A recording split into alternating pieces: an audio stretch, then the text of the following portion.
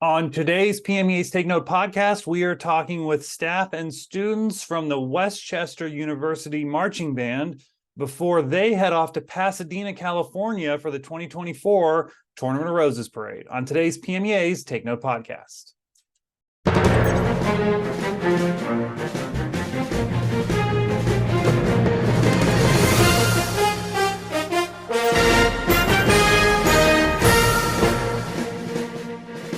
Well, hello, everybody. I'm Mark Despotakis, and welcome to this edition of PMEA's Take Note podcast. You may have heard some really exciting news about a Pennsylvania band, the Westchester University Marching Band will be heading to California in just a matter of weeks. I'm sure they're counting down the days and possibly the hours at this point. They'll be heading to Pasadena to perform in the 2024 Tournament of Roses Parade. And so we're going to talk about that today. We have a lot lined up for you. We're going to talk to some directors and staff, and then we're going to actually bring some students in to talk to them about what they can expect. So let's begin by bringing in the director of the band.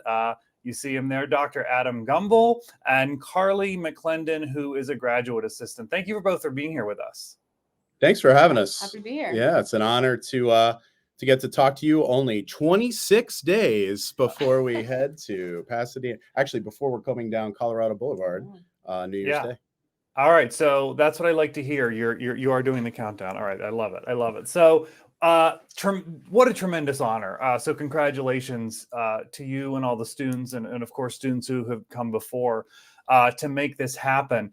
I'm curious for how did you get here? What was the process for you to actually get to the point of this? Because this is not just like a quick overnight thing. Can you kind of give us the thumbnail sketch of that? Sure. Yeah. This was part of, we engage in a lot of strategic planning here at the Wells School of Music. When I took over as director of athletic bands in 2018, and when I arrived, we sat down with, the dean of the School of Music, with the director of bands, and really tried to sketch out long-range planning. Like what have we done? What do we want to continue to do, and where do we want to? What have we not done? What are some of the,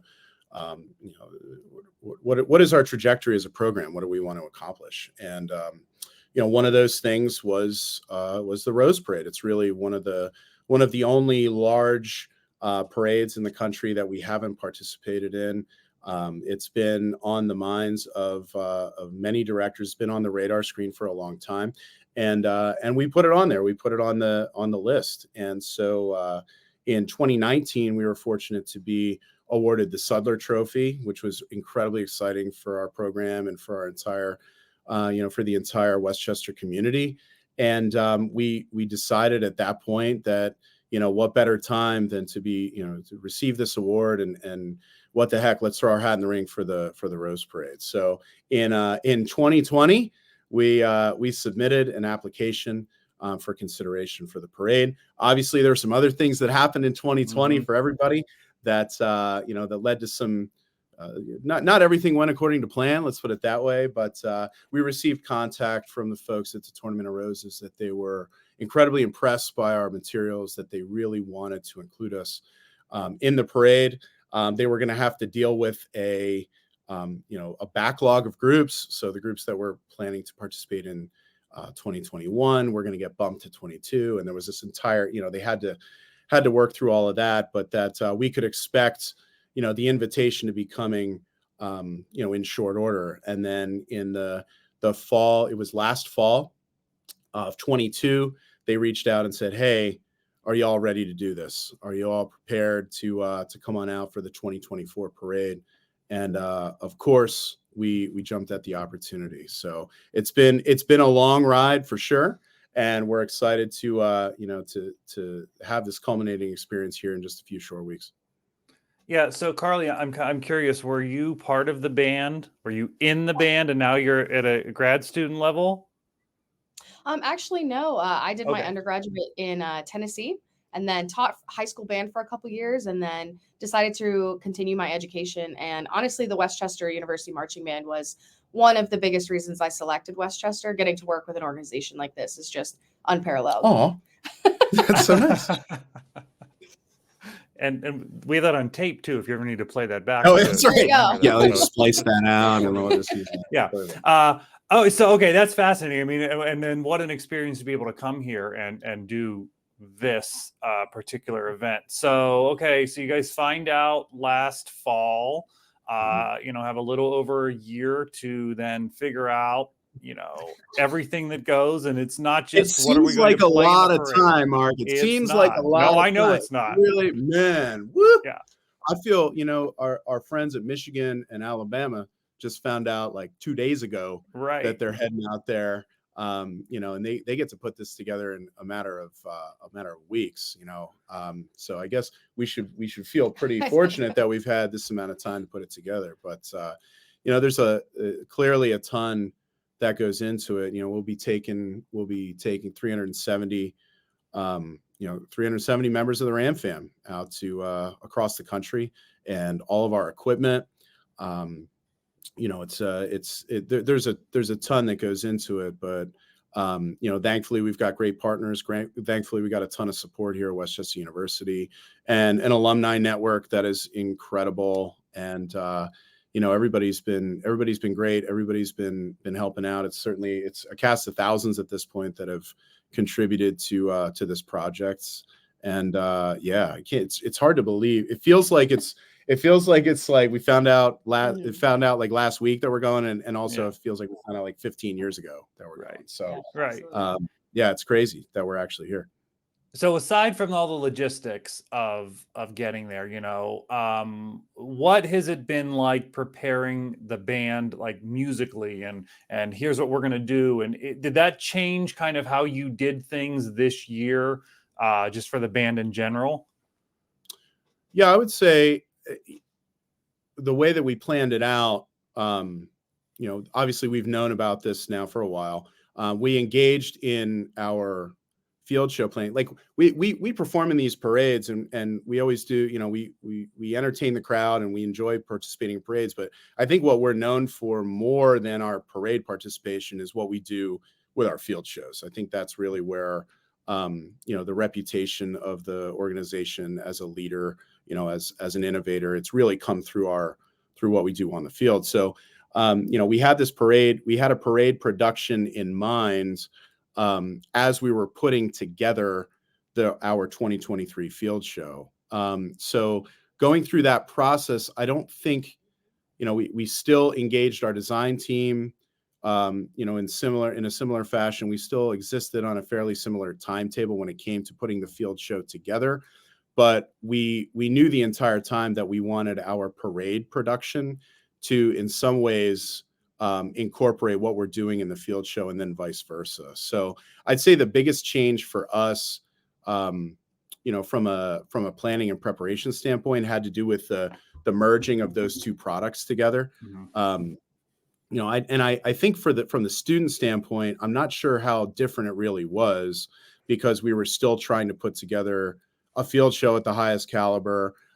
We would shift into parade mode, and that's actually where we've been existing now for the last few weeks. Like once our field show season, our exhibition season was kind of over, we shifted into this parade mode, and that's really been where we're living. So I'm not sure how much different the process really was for us, other than having incorporating the field show elements along the way, maybe a little bit more. I don't know. Yeah, we were able to select and audition for the band a little bit earlier this year. Yeah, that's great. Just to allow the students a little bit more time to fundraise, get the word out. So that changed a little bit, but honestly, it's probably the way we're going to do it in the future, because it helped us out a lot, knowing what to prepare for, and having the field show set a little bit earlier helped the students be prepared for band camp and then the season to come. Yeah, great point. So before we bring some of the students in, can we get a tease? Like what can we expect to see? Can you tell us? No. Yeah, we can say. I don't know. We can tell you. Well, our field show. I mean, our field show is entitled "In Bloom." That's been out there all fall. Perfect theme, right? And yeah, exactly. It was actually inspired by our trip to Pasadena last year on the scouting mission. So scouting mission sounds really official. It wasn't a mission. It was a trip. We were the Wrigley Mansion, so the tournament house. Right outside the tournament house is a beautiful garden, as you can imagine.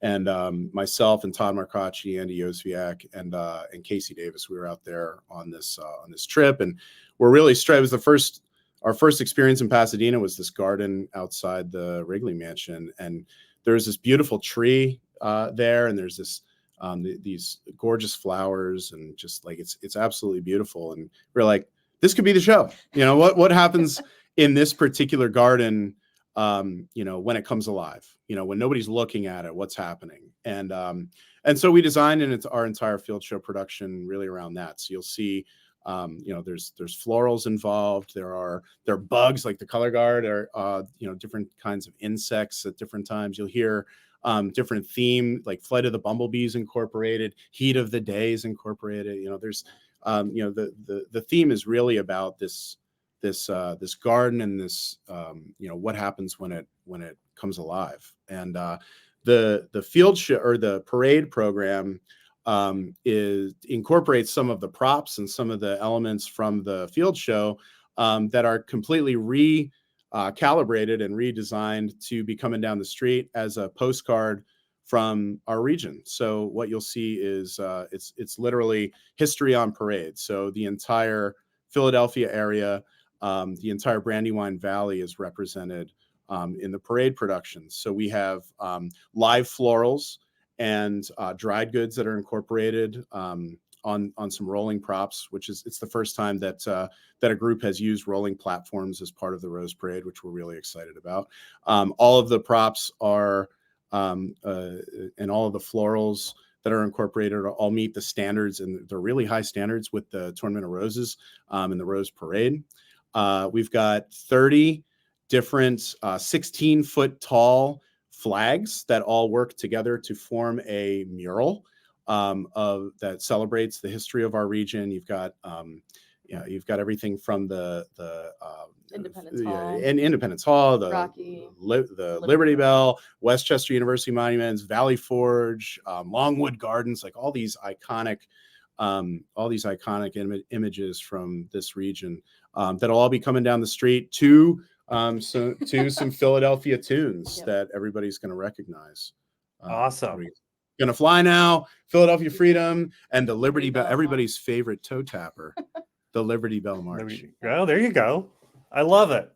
Oh, all right. This is very cool. I just love how, you're incorporating the region, and I love your description of a little bit of a history lesson too. So we're going to bring some students in now because I want to get their perspective on all of this. So let's just bring in, we have 3 students here. Thank you all for being here and joining us. So we're going to let you all introduce yourselves a little bit. So what I'll ask is, kind of tell us your name, where you're from, what your role is in the band. So Grace, we'll start with you. I'm Grace Kerr. I'm from Millsboro, Delaware, and I have the honor of being one of the drum majors for the march. Oh, fantastic. All right. Blaine. Hello, my name is Blaine Gepner. I'm from Northfield, New Jersey, and I get to be one of the student staff members of the band. All right. And Frenchie. Hello, everyone. My name is Frenchie. My full name is Francesco Protazzi. I am a native person of Westchester. Nice. All I can remember. And I am one of the drum majors for the band as well. Awesome. All right. So let me ask you guys then, what has this been like for you in preparation? Like when you found out, hey, we're going to go and perform in the Tournament of Roses Parade. What is this year and a half almost been like for you? I could talk about that. So we've actually been able to game plan this all the way back since the spring semester. The drum major and the coordinator student staff team would meet up during the week to discuss logistics going into the parade, what exactly was going to be going down, what fun stuff we were going to get to do. So like we'd go into the meeting and Gumbel would pop up on the board like, here is all the amazing things you're going to get to, and we'd just be like sitting there with our like mouths on the floor about how awesome this trip is going to be. But it's been a lot of fun just all the way through, figuring out how things are going with it, how we're going to organize the band, what things we need to be projecting onto them to be thinking about as we go into this event here. Yeah. Anyone else? I think it's also. Oh, sorry. You can go, Grace. As Dr. Gumbel said, we're known for our field shows. So I think something that stood out to me this year is that we didn't give up any part of ourselves just because we're participating in this big event. We still put so much time and energy into planning and executing our field show and giving the audience that experience.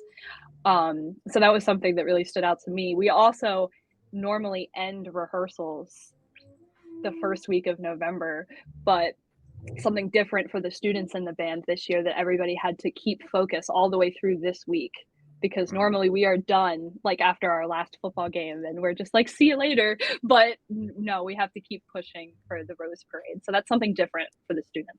Yeah. Not just the students, by the way. Like that's for the entire team. You know, normally get to that last exhibition, and we'll have another football game, or you know, we'll participate in our holiday parade here in town, which is always a ton of fun.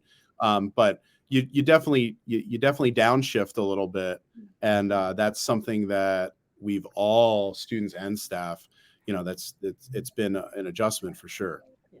Yeah. Frenchie, you were going to say something? Yeah, I was just going to touch on the fact that you know, given the great event that awaits us at the end of December, I think just the hype building up is not just with us, but also members of the community and you know, patrons of the band, and also students here at Westchester University. The most eyes have been on the band this year than comparative to other years. So just we also had that pressure of making sure the show was together sooner rather than later. And it really came together in nice ways. And even when we had the show done, we still added more things on top of it as the weeks progressed that really elevated it each time anyone would come back and watch. So Blaine mentioned the fun stuff. I didn't ask this before. What else are you doing while you're out there in California? So for one, we're going to be going to Disneyland, which is something I'm very excited for. And we're actually performing a parade in Disneyland as well. Wait, tell me what day you're there, because I'm going to be out there. Oh, that's going to be on the 29th? It's the 30th. The 30th. Oh, okay. Man, I'll miss that. Okay. So yeah, we get to hang out with Mickey Mouse. Yeah. As well as just, you know, living it up in California, which not everyone gets to do on a daily basis. Very excited to do that as well.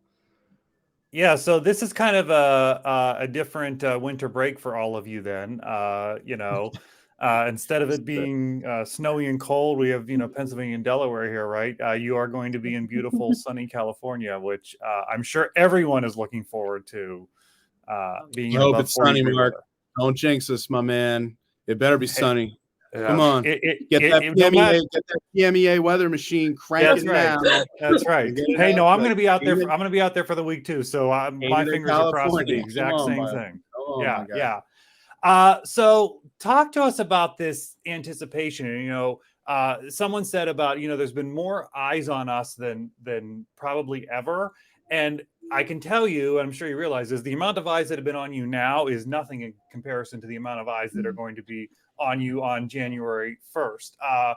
Because, you know, while I think that the two largest events of this type are the Macy's Thanksgiving Day Parade and the Tournament of Roses Parade, the Tournament of Roses Parade really is this worldwide televised event that so many more people's eyes are on. You know, Macy's is more kind of like an American tradition, but this is really international. Is there like what's your sense of anticipation for that? Is there I don't want to say nerves, because I'm sure, you know, you've rehearsed it so many times, but like, what is that feeling for all of you, knowing like, yeah, this time when we're in the parade, the millions upon millions of people that will see you? No pressure. I wasn't nervous just now. Okay. Yeah. I think there's a little bit of nerves. Nobody wants to say it out loud, but I feel like everybody, if you're not a little nervous about having millions of eyes on you, not only in person, but also on TV, like you'd be a little crazy. So I think everybody's a little nervous, but we're mostly excited because, like we said, there's a lot of eyes on us. Especially from the Westchester community. Like there are people on campus who see me wearing something marching band related and they start talking to me about the Rose Parade because they're so excited to see what we do. And I think most people are excited to wear our new uniforms, get the opportunity to put that on for the first time and show it off. I think everybody's really excited. Oh, I didn't realize that was a piece of this too. Boy, you guys really are pulling out all the stops. That will be the first time you wear them in the parade. Correct. Wow. Oh, that's cool. Okay. This is getting cooler and cooler. This is going to be a big moment. Yeah, for sure. Any other thoughts on kind of what the anticipation is from members of the band? I think for a lot of our students, I don't know if it has really sunk in yet. I think some people know what's happening. We've been really gracious to have people who have worked with like the Downingtown bands that went to the Rose Parade, and they've come and kind of helped coach us, and they've really worked hard to try and express what that moment's going to look like when we come around the corner in the TV spot. But I know for a lot of our students, I don't know if it's I know it hasn't for me, I think yet either, what that's actually going to look like, having 1 million people in the eyes on you as well. It's a little crazy. Yeah, including myself. I think I've done the Westchester Parade for so many years that I just have an idea of that we're going to California that is just kind of like that, like subconsciously, even though it's so not. But it might work well in my advantage. It means I'm less nervous for it. But then when I'm actually there and I see a bajillion people in front of me, what's going to happen? Yeah, I'll tell you, years ago, I taught with a band that performed in the Macy's Thanksgiving Day Parade, and there's all of this, preparation, just like you guys have gone through. But there was just this one moment in the parade, and we did it when the parade still went right through Times Square. And there was just like this moment that we were like, oh man, it just hit us, I mean, it was kind of like it hit all the staff at the same time, and everybody at the same time, because as you're absolutely right. You see everybody around you, and maybe you see the television cameras and then the lights, and it's just an amazing feeling. And I'm sure you're all going to experience that, the entire band, and then you're gonna have an amazing week, a few days, I guess, out there beyond that, and we're all gonna have good weather when we're there. Let's hope so. And we're gonna enjoy some In-N-Out Burger, and we're gonna. We're spending New Year's Eve. Actually, the one day that we don't have a bunch of stuff going on is going to be New Year's Eve. So we're looking forward to heading out to Santa Monica to check out the pier and do a little bit of sightseeing, and celebrate New Year's Eve California style, or that's what they're telling us. So I think we're going to celebrate on East Coast time, so we can get to bed a little earlier. Yep. And make sure that we're ready for the early morning hit the next day. But I think when I picture again getting to see it last year as a spectator, I wasn't really prepared as a spectator for what 1 million people look like in one space. And just honestly, the distance, like the sheer, like number of steps that we'll be taking, and like those kinds of things. I think that, when we're actually there, walking through the route and, getting to see it for the first time, I think that's when it's really going to hit all of us that, oh man, this is something really different.